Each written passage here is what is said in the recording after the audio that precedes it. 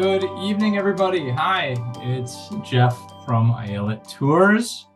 And since 1986, we've been connecting people to Israel and the Jewish world. It's been a long time since we've had a webinar together. Of course, for a long time, we were doing these programs on a regular basis, almost weekly. So it's lovely to, quote unquote, see those of you that are joining us this evening and have not been joining us for a long time. For those of you that are new to our programs, of course, welcome. I'm very excited. We've got a lovely program for you this evening, focusing on Jewish history in Central Asia, Uzbekistan in particular. A few things to go through, of course, before we get there. Number one, first and foremost, of course, we're all following the news, and it was not even a year ago that I was in Morocco with Professor Stroman and Elizabeth. Will be joining us a little bit later for a musical performance. We have been in touch with our contacts there and are offering support in any way that we can. And for those of you that are interested, of course, JDC, there's other charities and others doing work on the ground in Morocco to help with the devastation there and to help with repairs.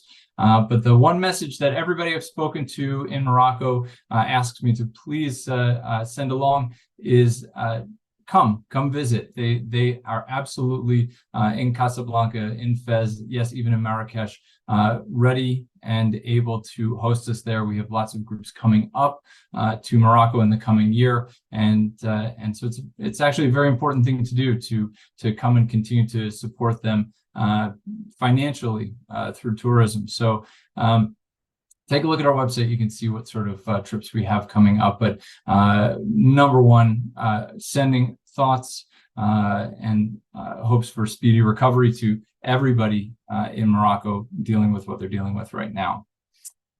We've got lots of amazing trips coming up within the year to come. We've got Professor Burke is going back to Eastern Europe. We've got a traveling university trip to Greece. Professor Strom will be in Morocco, as I just mentioned. He's also going to Spain in the later half of 2024. He'll be in Croatia next month. And of course, in March, we'll be in Uzbekistan. We'll talk a little bit more about that trip coming up. But before we get to that, I'm going to introduce our speaker for this evening. We're very lucky to be joined this evening by Dr. Zev Levin, who you hopefully will not notice, but is coming to us from the middle of the night.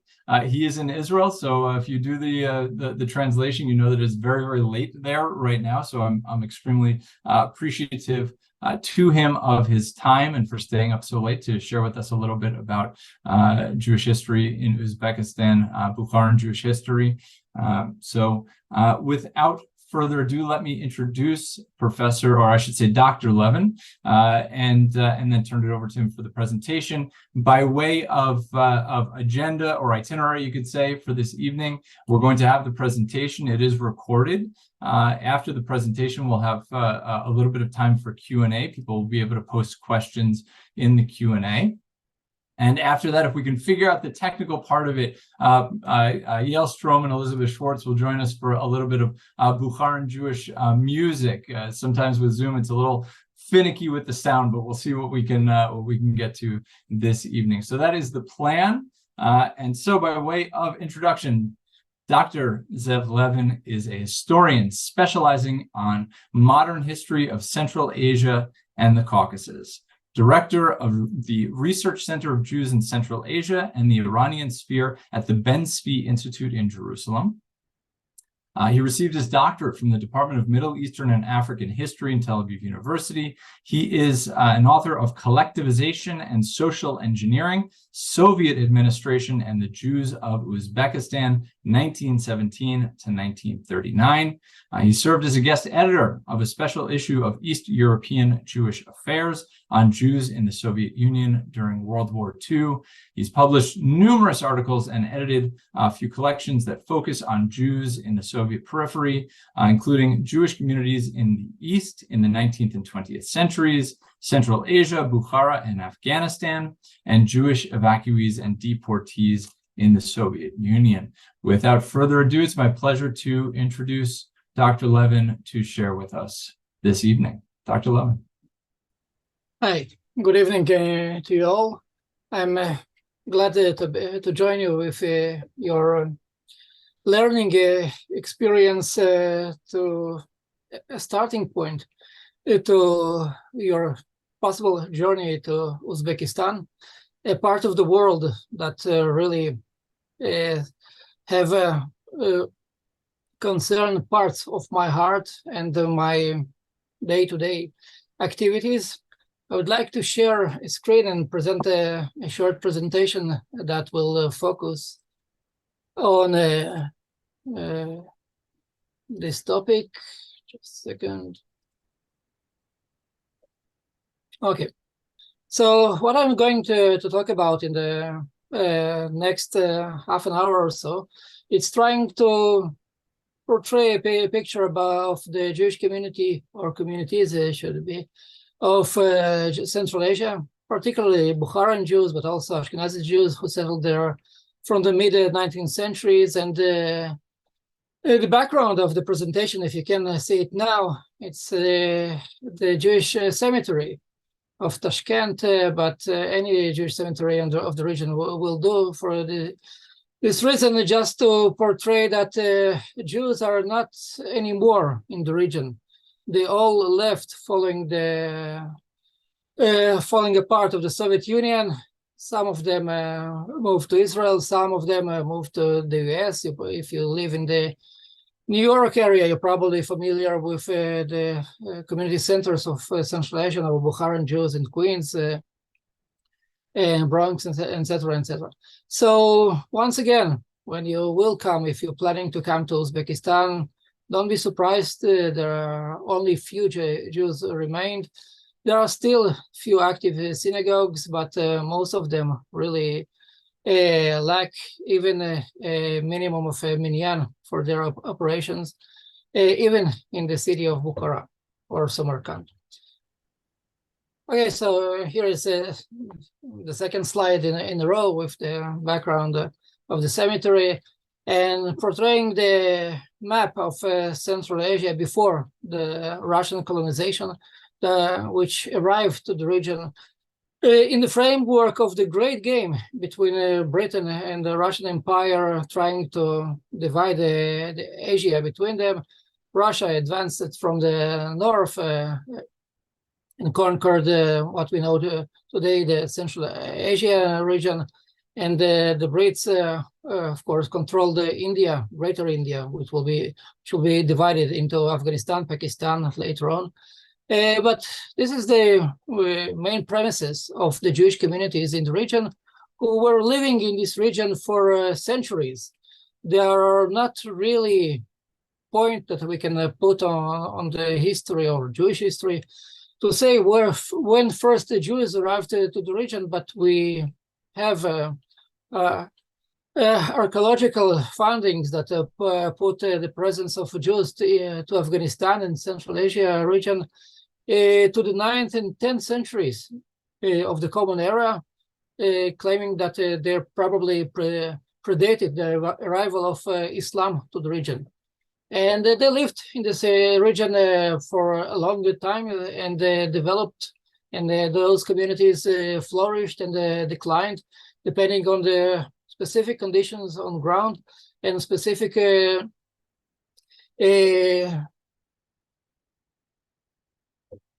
empires that rose and fell in the region and created good or bad conditions for them to survive.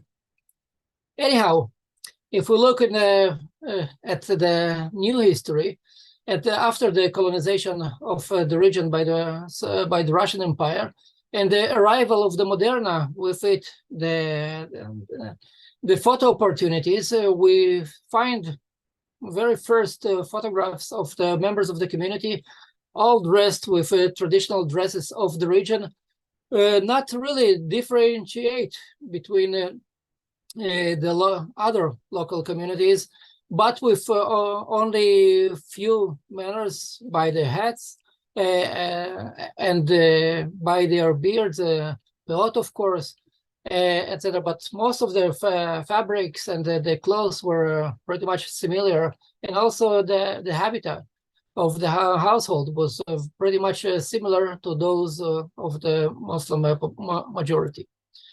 So here again, a few photographs from the Turkestani album. It is available on the Library of Congress if some of you are interested to have a glance. There are plenty of photographs of all kinds of ethnic populations at the end of the 19th century. Here are a few as well, again, of Jews posing to the camera. And when the imperial rule arrived to the region, it's changed very much the status of Jews living under the law of Islam. It, in a way, liberated Jews, and at the same time, when Jews in the Russian Empire lived under strict regulations of the Pale of Settlement in the new areas, in the Caucasus, but also in Central Asia, local Jews were actually liberated and acquired similar rights as all other Russian populations in the empire, and those actually were first divided and defined by their origin as local Jews, Bukharan Jews, foreign Jews, or Ashkenazi Jews, those who were actually limited by the rights. So the social transformations during the 19th and early 20th century were quite immense. They touched upon many aspects of day-to-day life, their legal status, their privilege. They caused inner migrations of Jews from the Bukharan Emirate, which left as a protectorate in this system, and they preferred to move to territories controlled, which were controlled directly by Russian rule. It caused the growth and the development of their education, but also brought to center on Russification. They're pointing into their Russian spheres of influence, and the Russian administration caused to them to develop skills of Russian. And of course, this also brought to those communities a certain amount of modernization. So, of course, one of the major aspects of the connection of those communities was the reestablishing the links between them and other Jewish communities, especially the majorities in Eastern Europe, but also in the Holy Land, in Palestine. And of course, this brought to the first waves of their migration to Jerusalem and the establishment of the Bukharan quarter in Jerusalem already in the late 19th century, one of the magnificent and the most developed quarters at the time of Jerusalem outside of the old city. This, of course, as mentioned, brought also emissaries, religious activists that came from the Holy Land to develop education among those Jews. And here are only two examples of those emissaries that were emissaries of Chabad movement that came from Yeshiva of Hebron. By the way, one of the pictures here with the pupils are one of the most common pictures used, but the rabbi in the middle is actually Ashkenazi Jew, a Chassid of Chabad that arrived to the region, but was dressed as a local Jew. And those, when the photographer came to the neighborhood, he took a picture and presented him as a local guy. Same goes with Rabbi Avram Naeh. Here you see his picture, also dressed as a local Bukharan Jew. And of course, this also brought, this process brought also to development and the first experiments with Jewish local press, and also defining the local jargon of Bukharan Jewish language, or Judeo-Tajik, into separate, unique language that will be written in Hebrew letters. So here you have a copy of the first issue of the local newspaper that was published in the Fergana Valley since 1910, bringing news from the world wide world, but also the Jewish world, defining and organizing the knowledge of a Jewish population about the world and about their own uniqueness and identity in this setting. And of course, the Soviet Revolution that came just after the imperial rule in Russia conquered the region and brought to the delimitation of Central Asia into national republics. It created local nationalities in a place where they were not known. People didn't know that they are presented or counted as a separate nationality before Soviet rule came, counted them, and defined them as a separate national groups. And of course, all this brought to delimitation of Central Asia into 5 separate republics. Those republics are still on ground today.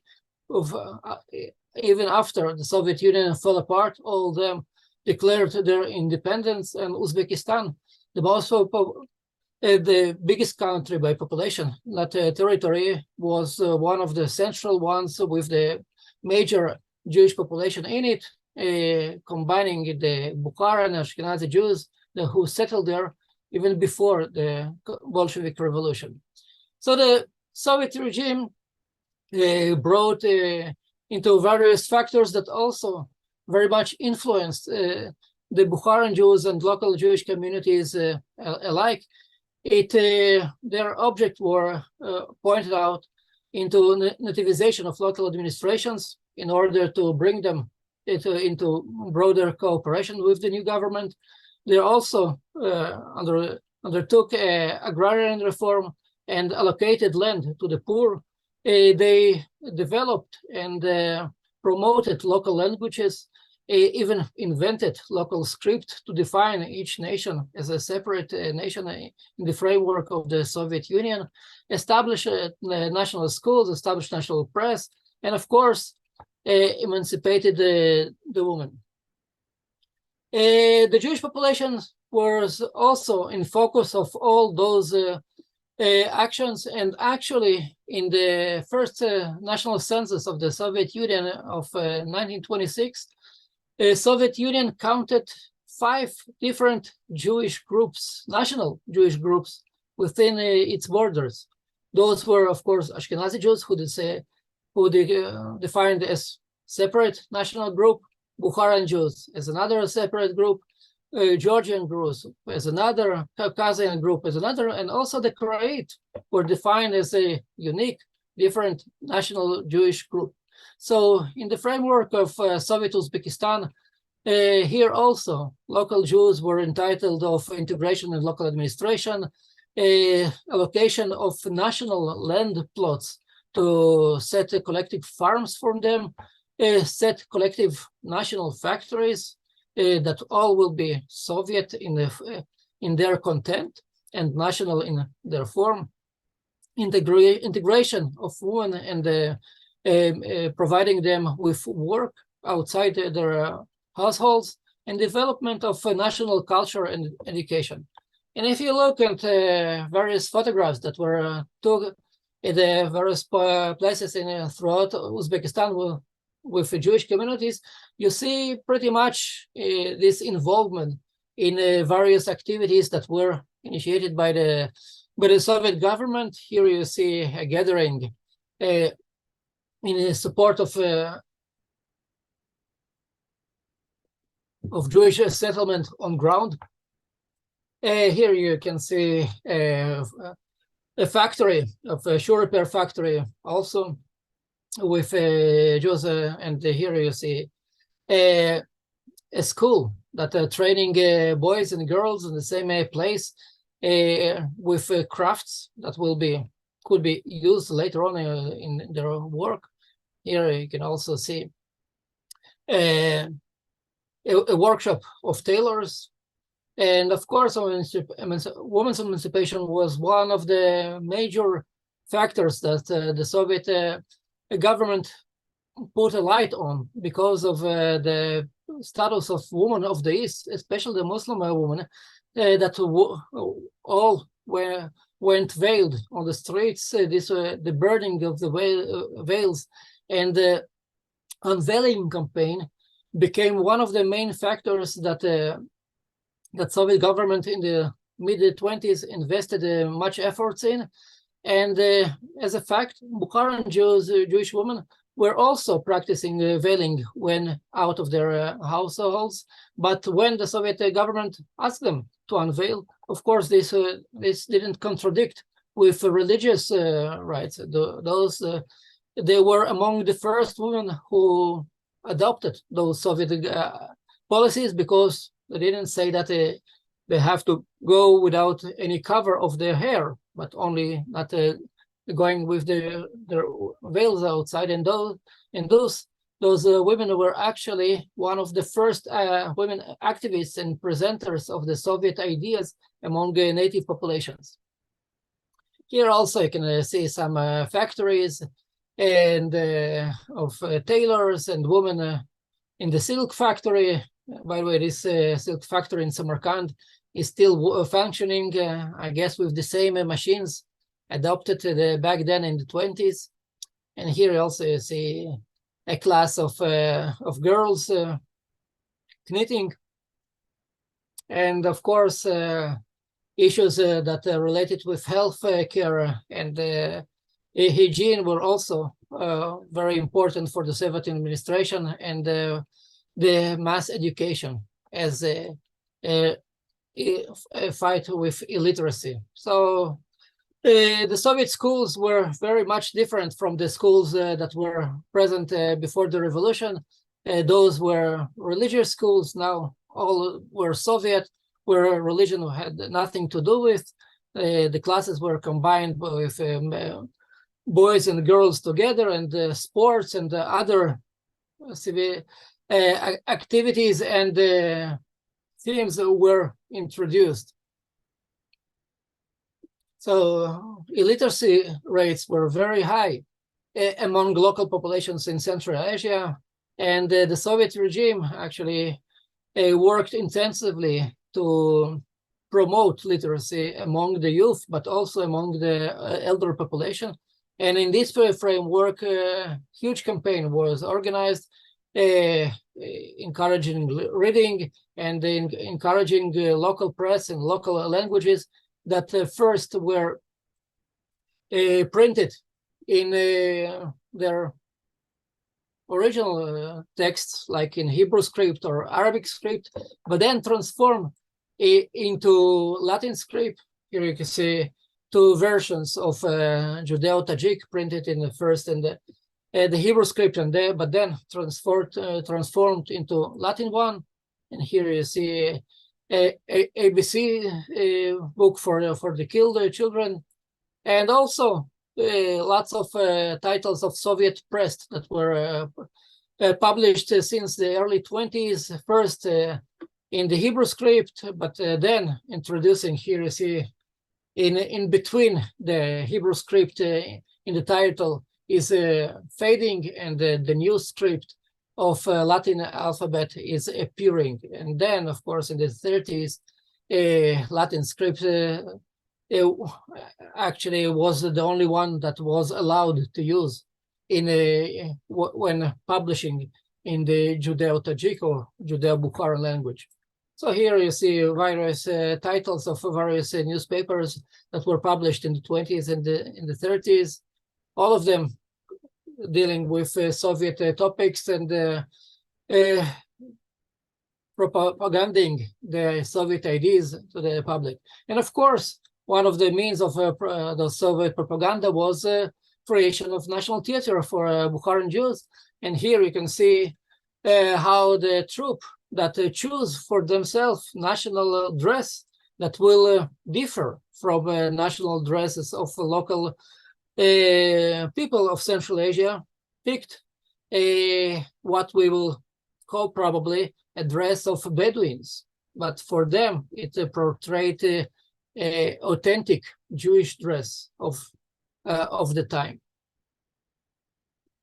So here again we can see some reading places or reading rooms that will combine lectures and times leisure. And of course, one of the main activities of the Soviet regime in the 20s and 30s was the anti-religious campaign. And in this campaign, of course, there was a great gap between the propaganda on one hand and the realities on the other, because local activists only rarely were eager or wanted to cooperate on this issue with the Soviet agenda. They were okay with promoting illiteracy. They were okay with promoting culture.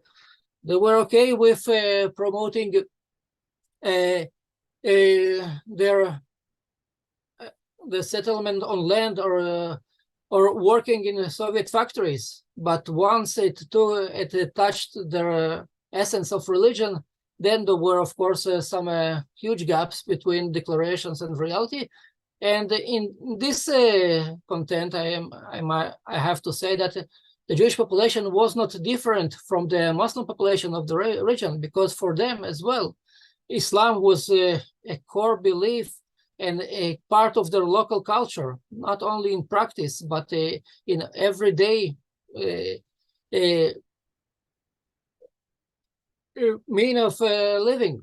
So in this content, the Soviet activists who came to Central Asia to promote their ideas, and here you can see a promotion of such of evenings, an anti-religious lecture, but held by some Russian lecturers, which will be translated by a local activist and not delivered by the local activist by himself. And also this pamphlet also promising the screening of a film as a reward of sitting and listening to this lecture. So in 1938, the year of Stalin, the peak of Stalinist terror, also touched the separate national project all over the Soviet Union, but especially in Central Asia, and of course the Bukharan Jews.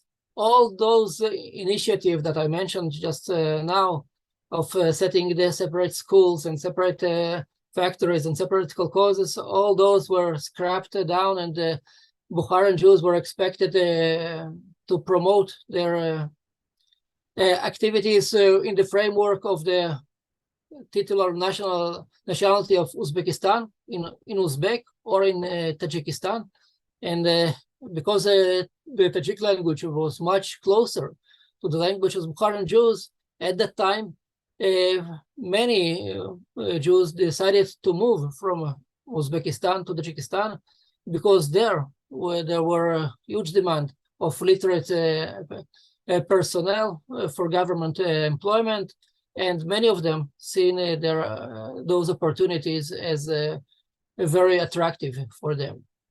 But since 38, there were no official language as Bukharan Jewish language, and there was no separate Bukharan Jewish nationality as a national and they were not counted separately in the further censuses.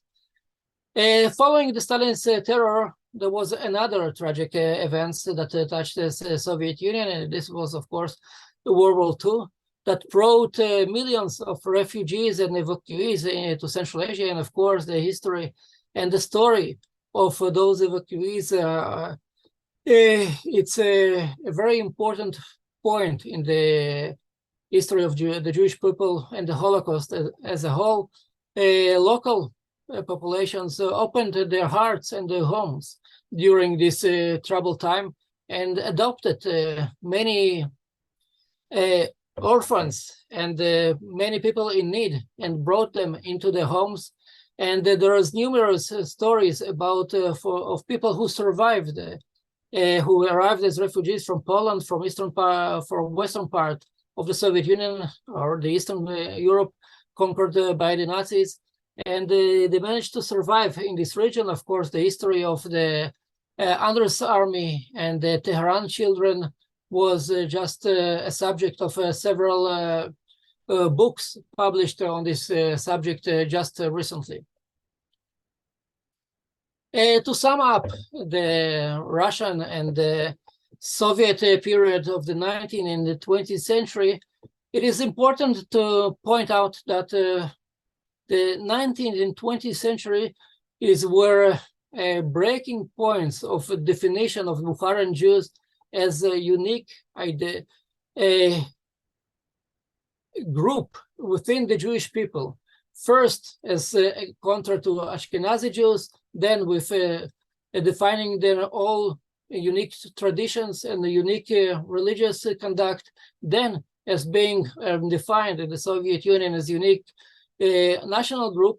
But later on, when those groups were no more present, no more active in the Soviet Union, their notion and then memory, collective memory of being a unique Jewish group, which is not the same with the Ashkenazi Jews who lived in the same and shared the same spaces in Uzbekistan, defined their notion and defined their religious as ethnic connection between themselves as a defined group in Uzbekistan and or other republics of the Soviet Union. And later on, when the Soviet Union fell apart and almost all of those Jews left the region, they still kept their own tradition and trying to preserve the tradition through various activities of their own unique community organizations. And as I already said, that if you live in the New York area, you're probably familiar with those activities. And they have their own press and their own synagogues and their own centers. And even they have their own World Congress, unique for Bukharan Jews, that still existent and very much preoccupied about their future. Will they assimilate within the general Jewish communities, or they will assimilate within them, as happened with many other Jewish communities that came from small places and are not existing there anymore. Well, at this note, I think I can stop and collect some questions. And I'm sorry that I was very brief and very short, and maybe in some key aspects. Oh, well, first of all, thank you. I mean, it's difficult to get the entire history of the Bukharan experience into a half hour. So I think you did an admirable job, and very much appreciated on behalf of everybody that's watching right now. I've got a couple of questions for you, but before I ask, I'll just remind people, if you have questions for Dr. Levin, you can put them into the Q&A. We'll try to get to a few of them, and then, as we said, we'll give a try in terms of music with Professor Strom and see how that goes. It's always a little iffy on Zoom. Yeah, so if you've got any questions, you can put those into the Q&A. We'll take a look, and of course, I can share any questions that are posted there. My first question to you is, first of all, do you come from a Bukharan Jewish background? Is that part of your heritage? Unfortunately not. No, I'm an Ashkenazi Jew who was born in USSR, and as you presented, graduated Tel Aviv University in the Middle Eastern Studies. But when I decided to pursue an academic career, I thought to look for some different Muslim communities that are not in the Middle East, and came to first in Uzbekistan already 25 years ago. And then when I started to work in local archives, I discovered lots of information about the community. I'm actually heard only almost didn't hear about the Bukharan Jews. And then I started to collect materials, and I discovered that before me, no one wrote on the subject, or almost didn't write on the subject. So I picked this subject as my thesis. So do you think there was something in particular that kind of drew you to the story of Bukharan Jews? Again, as I tried to present it, it's a unique community that preserved in the Muslim environment for many centuries. They have a unique ties between themselves. They keep their traditions zealously, and they trying again to survive and preserve their unique heritage, although they are quite a small community, and there are not that many Jews that come from this region. And of course, especially when immigrating to Israel, and due to Israeli melting pot policies of the 20th century, many of them assimilated into Israeli society, and only the new immigration of following the Soviet Union falling apart brought new blood into those communities, so to say. You know, I should have mentioned the song we were playing at the beginning of the program was Yehoram Gaon was singing, who comes from Bukharan background. So as an Israeli singer with Bukharan background, that's why I thought it was appropriate for the beginning of the program right now. So we've got several questions that have come in, so let's get to some of those. One from our friends Barbara and Richard Hirsch, who write, hi Barbara and Richard, they write, why did the Jews disperse after the fall of the Soviet Union? Well, numerous reasons. First of all, because they could. During the Soviet period, I don't know how old the guys back there, but probably many of you participated in the campaigns of Let My People Go, and fighting against the Iron Curtain. But during the Soviet Union, Jews couldn't leave the Soviet Union freely. So when the Soviet Union fell apart, most of the Jews who could leave left.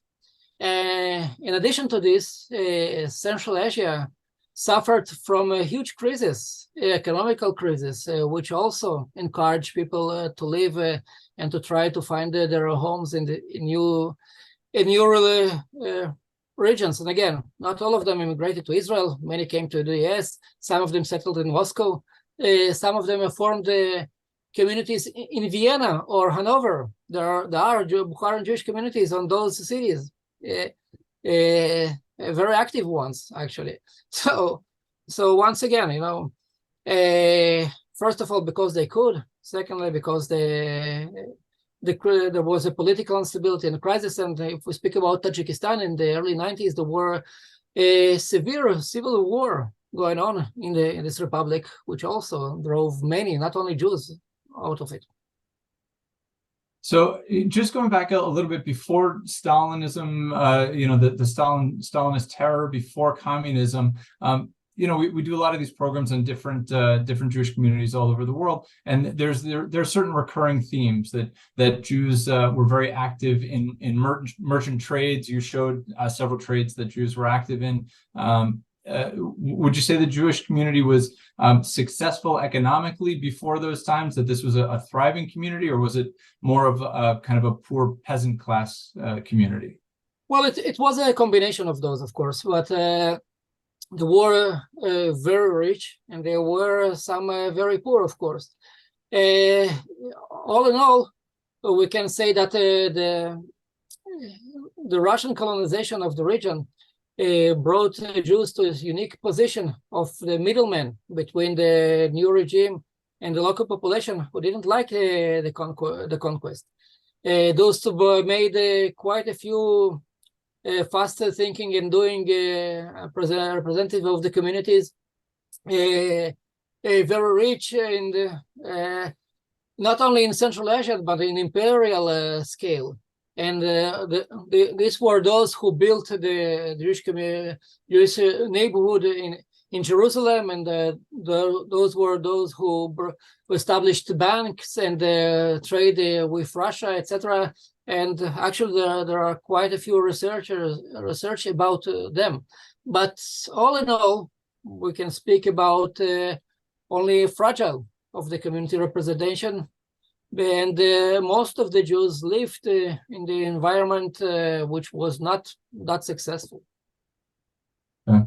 I've got several questions from people about what they would see if they went to Uzbekistan today, particularly from a Jewish perspective. One that says, what would I expect to see in Samarkand? One that says, when visiting Uzbekistan, are there specific Jewish sites to visit? So as somebody who has been there many times, what would you expect to see on a trip with a Jewish focus going to Uzbekistan? Of course, you can see the Jewish neighborhoods. They are still there. As I mentioned, only few Jews still living there. You can see the synagogues. Most of them still open or could be opened especially, but not that many people who actually practice Judaism in them. You can, of course, see cemeteries. Cemeteries are actually the theme of my current project, because the adoption and the taking care of the cemeteries by this community, even though all of them left, but they coming back and taking care about the cemeteries, not only with specific graves, but about the cemetery as a whole, funding trust funds and etc. And doing really an amazing job with the cemeteries that left long and are really striking if you compare them to local cemeteries, because all look like museums. Well, we know from Jewish cemeteries all over the world, they're amazing places to go and hear the stories of the people that were there. So they're an amazing resource. One question about modern times. Specifically, can you talk a little bit about the relationship between the current Uzbek government and the state of Israel? Well, the relations are really good. We have diplomatic ties stretching all over 33 years of Uzbekistan existence as an independent republic. We have diplomatic representatives. We have some volume of trade between the states, and there are direct flights to Tashkent 3 times a week. So it shows about on the volume of people traveling on and off. And actually, just today, I got by mail a book where I published my article about this subject, exactly, about the relation of Israel with Central Asian republics. So if you can Google it, or I can just later write you the title. Sure. By the way, you mentioned flights. For those that are coming from the United States interested in the March trip, there is a nonstop flight from New York to Tashkent. Yep. So Uzbekistan Air flights fly from Uzbekistan from New York as well. Hop, skip, and a jump. Yeah, and a sleeping pill. All right, I've got couple other questions, and we'll see if we can move on to the musical aspect. Number one, you mentioned a little bit about some of the Holocaust refugees, the children in particular that came to this region, to Uzbekistan. Are there stories of what happened to them afterwards? I assume they ended up emigrating to Israel mostly? Well, it depends again. If they're of Polish origin, they left Poland, then they ended up in the DP camps, and then many of them arrived to the US or Canada.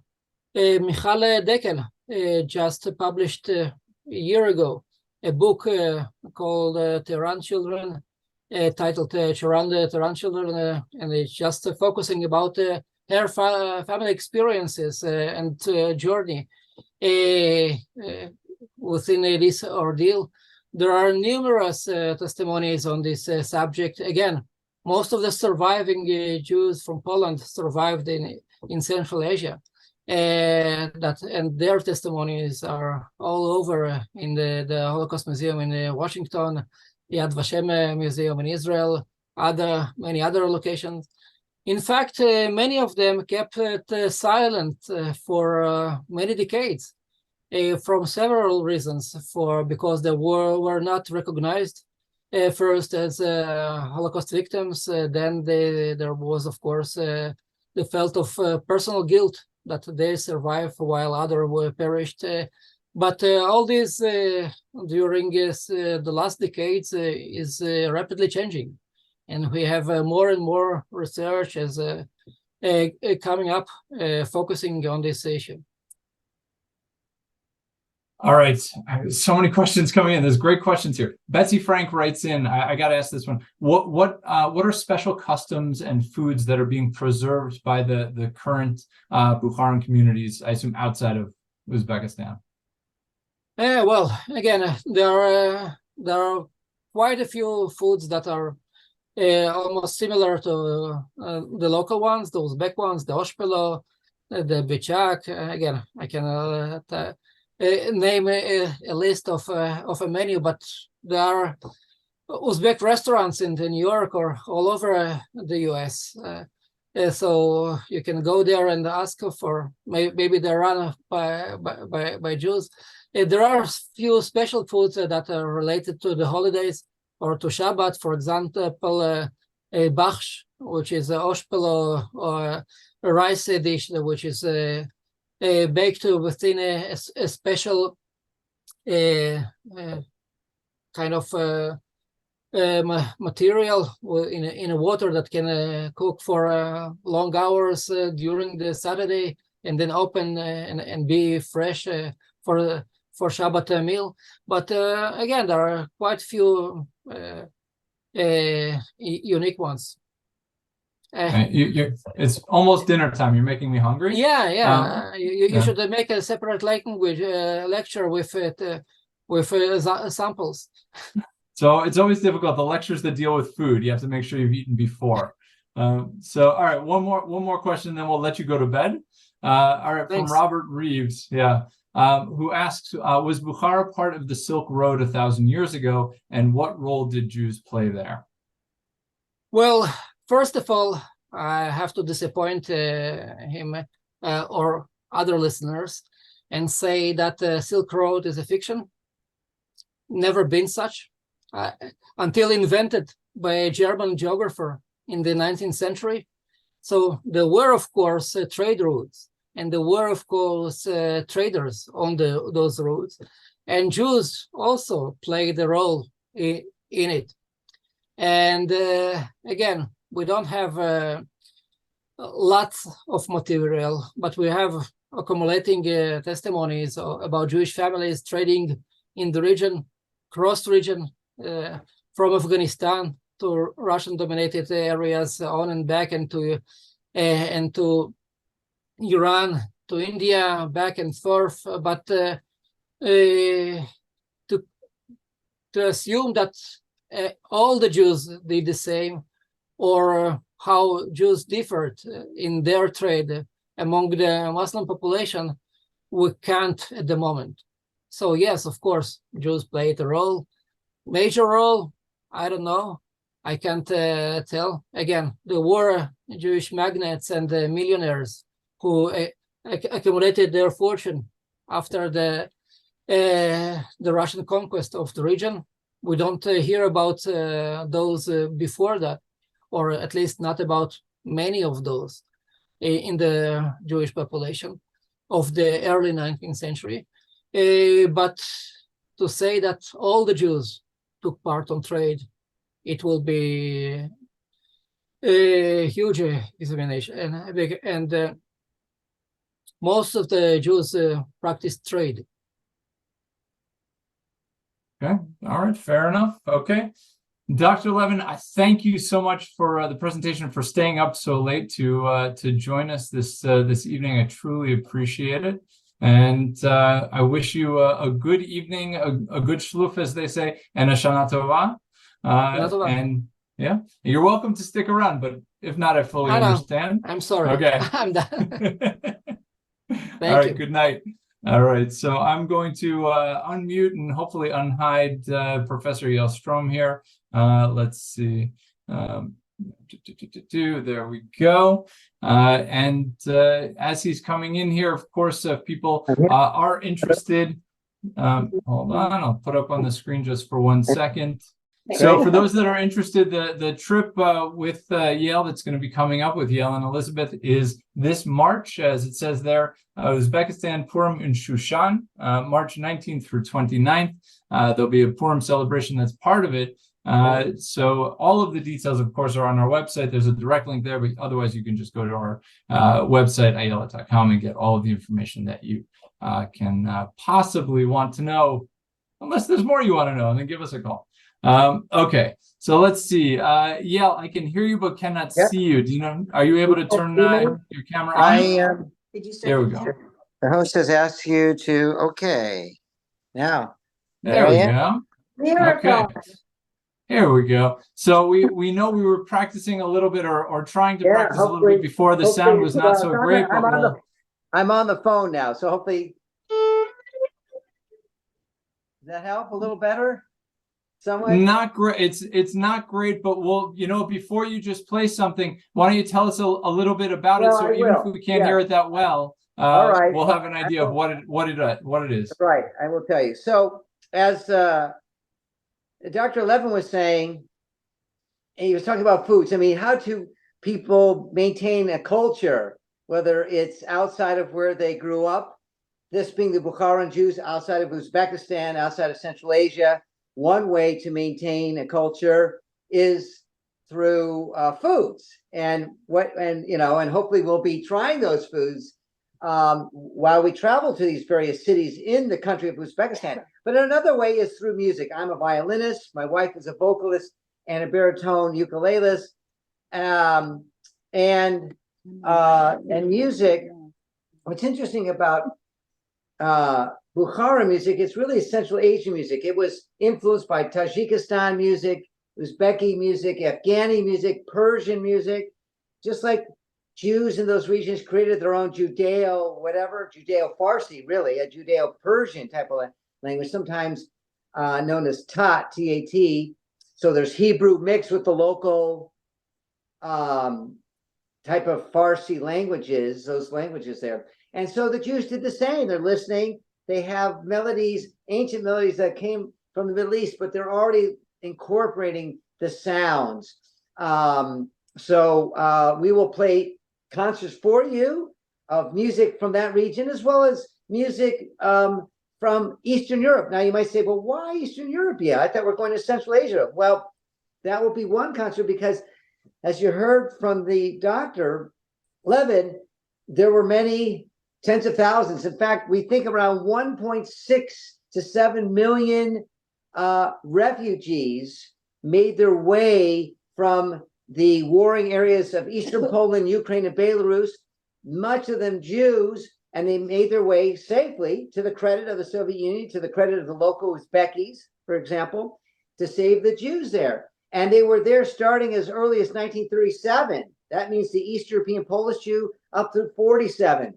And they were learning new melodies, but they also were singing Yiddish songs. So there was a 10-year period, well, actually longer, but we'll talk about that another time. But there, during those years, where there was Yiddish theater in Central Asia, in this Muslim, Central Asian, Persian-like culture, as well as, of course, all the Jewish traditions that the Uzbeks maintain. So I just wanted to let you know that. So borders are changing. Nothing's clearly defined. Lots of gray areas. But we will play a tune. We'll play a tune for the prayer that is sung by many Jews all over the world, Lecha Dodi. Let's see if you recognize it a little bit here. And well, you probably, maybe if you're a Bukhari. Right. Well, you're a Bukhari, you might recognize it. Okay, let's try our best. I hope I'll stand back and hopefully you hear us. Yes, we'll see what happens. Yeah. Lecha Dodi likrat kala penei Shabbat nekabela. Lecha Dodi likrat kala penei Shabbat nekabela.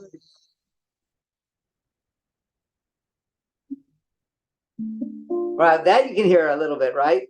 Very different. A little bit. You might hear, and so the scales are a little different. Some of it's more Middle Eastern sounding. Some of it you might say, "Wow, it doesn't sound Persian at all." Well, it's its own. The thing about Central Asia, there may not have been the Silk Route, but there were the trade routes, and musicians travel those trade routes to China. Jewish musicians, Afghanistan, Tajikistan, Uzbekistan, back to Russia, going back and forth. And one of the things they carried with them was their instruments and the language. And even if they didn't have this or that, they had this. And so that's what we'll explore. Not just us, but local musicians. We'll play with local musicians. And even though I've never met them, we're good musicians. We have good ears. We won't have the Zoom problem. You'll be hear us live. And I can hear the melody, and we start to jam with them. That's what we did in all these previous countries that we've led wonderful Ayala tours. So I hope you join myself and Elizabeth for the history, the culture. There are still Jews there, by the way. I have been in touch with some people, not a lot, but there are Jews. Enough, more than just 10 making a minion. So you will meet actual Jews here as well as the non-Jews. And one of the things that I'll bring some lectures to it, music, also talking about that East European period, the Holocaust particularly, and how there were some influences of Yiddish culture in Central Asia. And then, of course, the music from ourselves, as well as with local musicians. So we look forward to how many times we go around once, folks. And so I hope to spend this Purim in a Shushan Purim, so to speak, in Central Asia. And I hope We you should join have us. been more specific when we asked Dr. Levin about the food.